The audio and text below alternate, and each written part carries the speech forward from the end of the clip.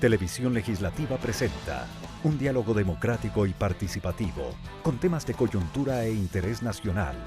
Diálogo, un espacio para todas las voces. A continuación.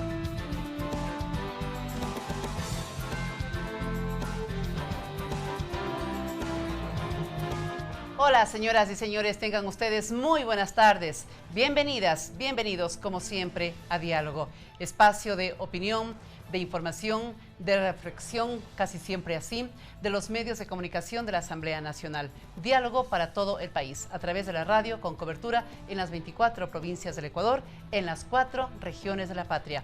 A través del internet les decimos bienvenidas y bienvenidos y un abrazo fuerte para quienes nos sintonizan fuera de los límites patrios en www.asambleanacional.gov.es. Y la televisión legislativa, señal abierta, en las ciudades de Quito, Guayaquil y Cuenca. En Quito nos sintonizan en Canal 42, en Guayaquil, Canal 22 y en Cuenca, Canal 27. No podía ser de otra manera. Estamos en esta fecha tan especial, la primera semana de diciembre, y antes inclusive de la primera semana de diciembre, ya se siente el olor, se siente el sabor, la música, la alegría, los encuentros. Nos ponemos de otro carácter inclusive porque son las fiestas de Quito. Así como en su oportunidad este espacio de diálogo ha estado dedicado a Guayaquil, a Cuenca, no podía faltar en esta oportunidad nuestro reconocimiento y sumarnos a la alegría de los quiteños con motivo de estos 481 años de Fundación Española. Para ello hemos invitado a dos conocedores de la materia. En la primera parte vamos a conversar con quien fuera vicealcalde de la ciudad de Quito y actualmente es concejal del municipio de Quito. Me refiero a don Jorge Albán Gómez, a quien nos saludamos, le damos la más cordial bienvenida y le agradecemos por aceptar nuestra invitación. Encantadísimo, muy buenas tardes. Bueno, hablar de Quito, don Jorge, es hablar de toda una historia y no solamente local, sino nacional. Sí, sin duda que Quito tiene un poco en su convivir diario, en la mentalidad de los quiteños, nunca, o nos pensamos muy pocas veces como una ciudad separada del resto del país. Casi siempre estamos pensando en el país en su conjunto, a veces incluso, digo yo, autocríticamente, nos hace falta pensar un poquito más en Quito como Quito. Siempre estamos pensando en el Ecuador, en la nación, en la historia nacional, global, y Quito a veces no captura suficientemente nuestras reflexiones, ¿Por qué será nuestros eso? pensamientos. ¿Porque recibimos a todos? ¿Porque nos han recibido a todos? En parte por ser capital, sin duda. Ya. Por aquí ser el centro del debate político nacional y ser del gobierno, de la asamblea, por lo tanto estamos muy cruzados de los temas nacionales, en parte porque efectivamente Quito, creo que en el último censo el 35 o 36% de la población no nació en Quito, vive en Quito, pero no nació en Quito. Y si ya vemos a la segunda generación, los hijos de Chagras, empezando por mí, yo soy un hijo de un ambateño, ya claro, la mayoría de la población tiene algún ancestro en las provincias. Eso ha permitido que Quito se alimente de todas las provincias y también un poco de lo internacional. Y tal vez esa es una característica de lo quiteño, ¿no? Quiteño es el ambateño quiteño, es el riobambeño quiteño, es el manabita, el guayaquileño, el mantense quiteño, que ya se ha radicado aquí y que hace su vida aquí y que forma parte de esta ciudad. Una ciudad que crece día a día. Y lo decimos un poquito siendo cicateros, crece minuto a minuto, sí, hora a hora. Sí. ¿Hasta dónde puede crecer Quito? ¿Cómo puede darse ese crecimiento de manera ordenada, don Jorge? Por año se calcularía que por año aumenta la población en más o menos 100.000 habitantes.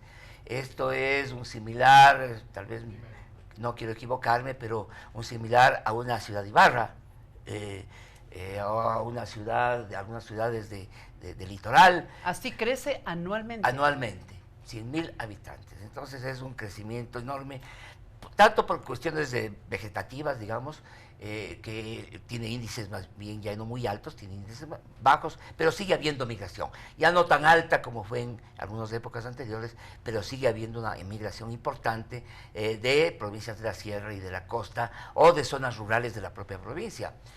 De tal manera que el crecimiento es enorme, es complejo. los crecimientos tienen valores, tienen importancia, nos alimentan, nos hacen cada vez una ciudad más cosmopolita, pero también tienen problemas. Hay que pensar en infraestructura, hay que pensar en movilidad, hay que pensar en habitabilidad, en vivienda, en servicios, seguridad, ¿no? la propia seguridad y la integración cultural.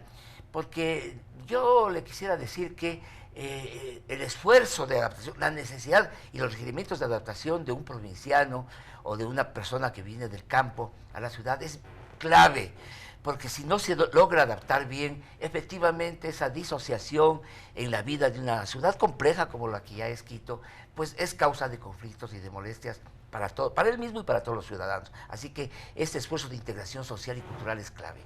Cuando se le pregunta a los quiteños, don Jorge, ¿qué es lo mejor de la ciudad? Dice su gente. ¿Es esa una realidad? ¿Y qué gente? Somos gente compleja la quiteña, ¿no? Y la que vive en Quito, Por digamos. eso mismo me pregunto hacia adentro y le pregunto hacia usted y quisiera encontrar esa respuesta. Yo creo que tenemos algunas virtudes los quiteños, y es que somos gente de pensamiento crítico. Somos gente reflexiva, crítica. No nos acomodamos fácilmente. No nos acomodamos. Eso es un mérito desde mi punto de vista. No es un defecto, ¿es una virtud? No es un defecto, pero con frecuencia deriva en efecto. Ya a eso me voy a referir. ¿Ya? Somos gente que tenemos capacidad de reír. No necesariamente. La sal quiteña, sí, sin duda que está ligada a las ocurrencias, a cierta simpatía en el trato y en el diálogo. Pero tiene un doble filo, ¿no? Es irónica, es dura, es perceptiva, pero sobre todo tenemos capacidad de reír y de reírnos de nosotros mismos. Pero eso mismo a veces nos convierte un poco en criticones. La crítica a rato se deriva en criticón, en una insatisfacción permanente, todo está mal, todo no nos satisface nada. Ajá. Y eso ya es una implicación un poco compleja y difícil. Para una autoridad debe ser eso mucho más pesado todavía. Sí, para la autoridad ha sido crítico. Quito ha sido un factor de movilización social y de cambio político permanente. Y eso tiene una dimensión sumamente positiva, sumamente buena, porque está acompañada de reflexión, de criticidad, muchas veces de autocriticidad.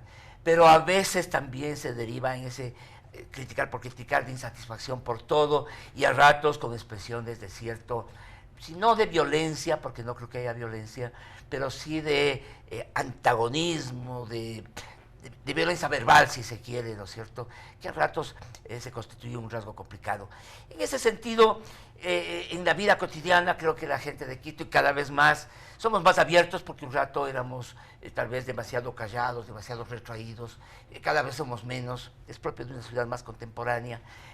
Entonces, en esa combinación de factores, yo diría que Quito, sí, está compuesto de gente agradable, buena, simpática, interesante, informada, muy amigable con el visitante. Yo diría que con el visitante, tanto nacional como extranjero, somos muy amigables. No nos hacemos líos con los llamados chagras, establecemos relaciones muy cordiales de amistad, de trabajo, con todos los provincianos que vienen a esta ciudad y los extranjeros. Don Jorge, usted decía hace un instante, Quito, por ser capital de la República, por ser el centro político del país, es la sede de manifestaciones, de marchas, de concentraciones, de todo aquello que tiene que ver con la protesta. ¿Eso ha marcado de alguna manera a la ciudad? Sí, un poco que sí. Digamos que los momentos de rebeldía quiteña tienen sus épocas, ¿no?, significativas de la colonia. Las luchas libertarias independentistas fueron marcadas, por lo menos durante 4 décadas, por esa actitud reflexiva, dura, crítica, combativa de los quiteños. Luego, varias épocas se mantuvieron esas expresiones. En una época un poco oscura, yo suelo decir a ratos que a Quito le mataron 2 generaciones del pensamiento. En la independencia, en 1810, perdón, y luego con el quiteño, ¿no es cierto?, la época en 1830-34, donde se asesinó y se mató a muchos de los intelectuales que sacaban el periódico, que era un periódico rebelde. Y yo creo que vivió después de eso un año de 2 generaciones de inteligencia muertas, asesinadas. Creo que generó un bache histórico importante, y por eso en la época de la Revolución Liberal no tuvo un papel suficientemente protagónico, pero pasado ya esos momentos, nuevamente recuperó una época de brío ya en los años 1926 con la Revolución Juliana, donde Quito tuvo papeles protagónicos, y posteriormente los movimientos rebeldes, las luchas campesinas, los 50, los 60, estuvieron marcados por el pensamiento rebelde. En Quito se han desarrollado las cosas más progresistas del mundo y del país. El movimiento feminista nació aquí, el movimiento ambientalista ha tenido una gran fortaleza en esta ciudad, el pensamiento progresista de izquierda en sus distintas versiones también ha estado muy presente desde siempre, las luchas académicas, las luchas universitarias, las luchas obreras, las luchas barriales. El sur de Quito se ha construido con las luchas obreras y las luchas barriales de la ciudad. Al reclamo y a la organización propia de la comunidad, ¿no?